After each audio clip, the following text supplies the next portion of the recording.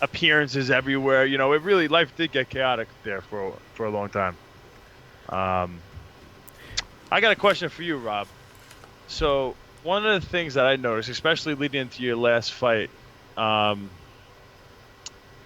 you being champion for a while, you never really got to the point where you were talking trash on your opponent. You never Mm. like came out and like came out of your comfort zone and was like, you know what, I'm gonna say something negative just to get more attention and then better pay-per-view buys and like I didn't see it at least. Yeah, Maybe no. you jumped in, maybe a couple interviews here and there, but um, I found that like endearing. I thought that was amazing because I wasn't able to do that.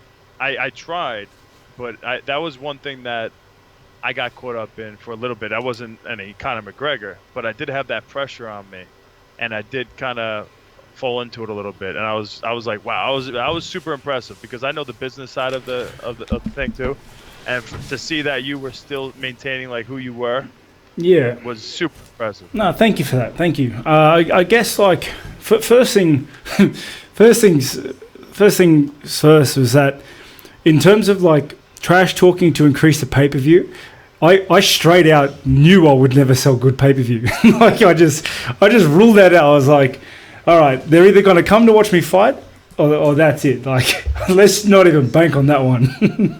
So and then secondly is just And you had no problem with that. You were not trying. You weren't itching to like. All right, I talk trash with my friends when I play video games or whatever. Like whatever you do, where you kind of maybe go outside that normal, you know, Robert Whittaker ways. Like, there's yeah. nothing that you could have plugged into where like, you know what, I'm doing it knowing I'm messing around, but it's gonna possibly make me more views. Yeah, the thing with me is that like it's just not who I am, and like you see it now with a lot of the younger fighters or the up and coming fighters. They try to put on that Conor McGregor mask, and they and it just looks silly, and everybody around knows it looks silly, and it cheapens them, Oh yeah, it's great. And everyone would have seen that it's not me, If what I you mean? would have had to do it all over again, Robert Whittaker's coming up. You just got in the UFC. Do you change anything as far as the persona that you're presenting to the people? You mean like just coming into the new UFC? You're just coming to UFC right now, and you're gonna be champion. You're gonna have that option for pay-per-views and all that shit. That's already gonna happen. Do you change anything in your persona, knowing that how you could possibly make money? The thing, I don't think I can. It's just, But nobody knows you at that point. Nobody knows who you are. Like, man, these 'cause what you if questions are finished- so No, hard. but I think what he's You'd be saying. like, you'd be like an actor. You know what I mean? Can Yeah. you like figure out a way to just Have you seen me act? No, but Fucking shit. can I say something like Dude, I'm terrible. Chris, you were saying if you were going to be the life of the. Sorry, He's just gone. He just left us keep here. talking. No, I'm here. Come back. Drop something. You know how you were saying if you were going to be the life of the party, how much energy would take from you? Like for Rob, I think the best way, because I'll probably answer this as well, like from him, just because I'm around him a lot, for him to do this podcast over the last year and a bit has been like a massive step out of his shell. Like he's a very, very introverted person. Yeah. And what you're seeing now is like the end result of almost 2 Yeah. years. You know what I mean? 10-step process. But that's like I'm not hanging shit on him because like if you make me fight, it's going to take a lot more than 2 years for me to be competent. You know what I mean? Yeah, everybody's different. Yeah. So Okay. I hear you. So if you were younger than just getting the UFC, would you somehow, just like you grew to be able to do this podcast, Put it this way, just like you changed a little bit to be able to be, extroverted enough to do this? if Could I you if I could go back to when I was younger, I'd study harder and stay in school, mate. 100%, and invest in Microsoft. but you know, like if we had that the same scenario that you're saying, I think what would have been good is probably getting Rob to do the podcast earlier, and then maybe by the time he was champion and he was doing the podcast, he'd probably be in a different platform media wise. Do you know what I mean? But I don't think that he would have. Yeah. Yeah. because There's so many things we could be doing different. Yeah. Obviously, I know I'm giving you like I'm all over you right now, but I mean, there's a billion things I should have done different when I was champion or on my way up. I mean, there's like, but hindsight's 2020. Yeah, but like take this example is like when I was champ, I hated it because Really? Would you say it? Would you say that out loud when you were champion? no, because when you're a champ, like and you'd get this too. It's like when you're trying to fill a role, you have to kind of tell yourself you are that role. You kind of have to tell yourself like when you're not feeling the training, you can't say I'm not feeling the training. No, you have to be like, okay, it's a hard day, but I can do this. Let's get through this. One more day. It's like you can't be like that. And the same thing is when you're fighting and when you're champ, you can't be like, I don't want to be champ. I don't want to fight. I don't want to do this. But to clarify, it's not you want to lose the belt. I don't think you wanted to lose the fight. I just don't think when you say you didn't want the attention, the thing. Like because like Fab just said with the whole building up to where we are now, like I couldn't handle the media too well. Like I could handle it very well. Like you said, you could be the life of the party. I could switch on to that as well, but it takes so much mind space for me that's all I'm thinking about now is how I'm going to present myself at this next talk, how I'm going to do this at this next interview, how I'm going to present myself on this podcast, and it's like, and I can do it well. But it takes so much from me that it has to kind of take away from somewhere else, which was, like family and then lifestyle and then health. Training. Yeah. Like, but how did you deal with it all? Like, how did you handle it all? So I'll tell you, when I never said a bad word about any of my opponents until I was fighting Anderson Silva. I got the fight, and 3 weeks before the fight, I'm training my ass off. I mean, this is like obviously the biggest fight of my life, fighting Anderson Silva. He's known as the greatest of all time. No one has ever beat him, in the UFC at least. And I knew I could beat him. And so as I'm getting ready and training, and I'm in the middle of my training camp, I got a call from Dana White.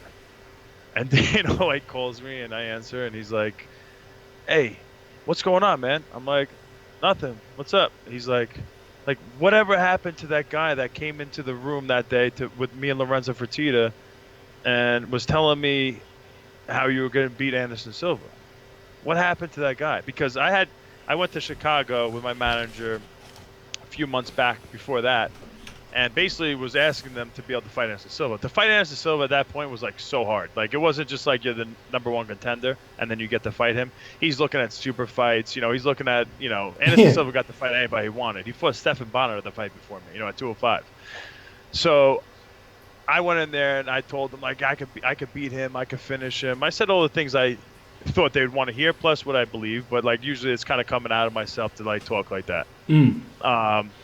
But I said it. So now all of a sudden Dana, like now we had the fight set and 3 weeks before it, and he's like, yo, where's that guy? Like where's that guy? Basically, you're not fucking promoting the fucking fight, and ticket sales aren't looking good. Pay-per-view numbers aren't looking good already. They can kind of speculate based on certain numbers how the pay-per-view is going to do that far out from a fight. So I hear this, bro, and I was in my house, and it was like fucking, I turned like a ghost. I was like I just felt super white and like anxious because I'm about to be someone I'm not usually. I'm gonna be someone I'm not used to being at all. Like I'm gonna have to talk trash now. Like, fuck, I hated this feeling. I was like, why can't I just go out there and fight and win? Like, that's what I'm going to do. I'm going to beat this guy. Isn't that enough? And it wasn't. So I remember I came up with like a tweet, basically like, I don't remember exactly what it was. Basically like a little bit of talking shit, how I'm going to beat Anderson Silva and blah, blah, blah. I send it out. And then I copy and paste that. I text Dana. I'm like, hey, just so you know, I just put this out. Hopefully that, that makes you happy. Blah, blah, blah. And there's more to come. And I think he's like, oh, thanks. But that was the beginning, bro. And then from that, it was like because I fought Anderson Silva once and I beat him. And then I beat him the second time. Both those were great pay-per-views. Even though going to the first fight, I was only making $24,000 to fight Anderson Silva, and that was the last fight of my contract. That was it. I could have just been like, I'm on the free market. I'm good after I knocked him out, but didn't do that. But anyway, after that, all my fights, I had to everything. My version of talking shit was like, I'm gonna finish them, guaranteed. Yeah. I can't. Even though I do actually, now I reflect back on what I heard you saying before your last fight, how like basically, listen, everything's 50-50. Yeah. And I'm pretty sure you said that. And I'm like, as a champion, to hear a champion say that is really hard for a champion to say, because the champion's supposed to have the biggest ego of all time. Like, there's no chance of you losing.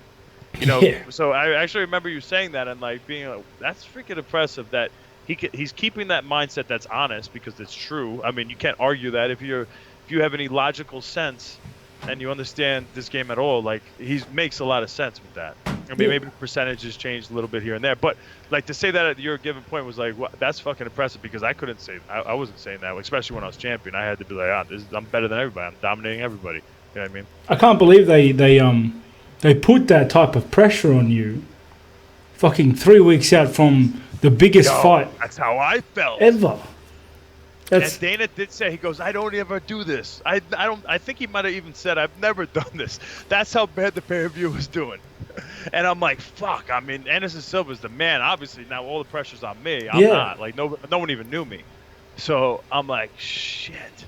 I'm like, I suck, at this game. That was fucking tough. And I understand the business side too. I'm not trying to, I don't want to come down on Dana, but yeah, that's kind of was the beginning of me, like, having the balls to, like, talk a little shit, I guess. Yeah. But not, I mean, I never was not Conor McGregor, but still, it was hard for me to do, because I came from such a humble background, like, wrestling background, and like, you never talk trash. well, they more So or less forced you.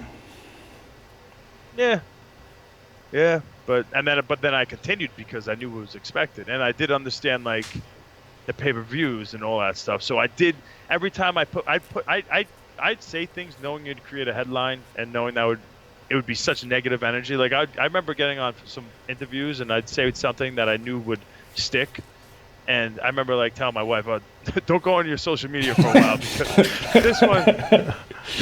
this one's going to be pretty bad. But, it comes and goes. The heat comes, they're talking about this one crazy thing that you said or whatever, and then it goes.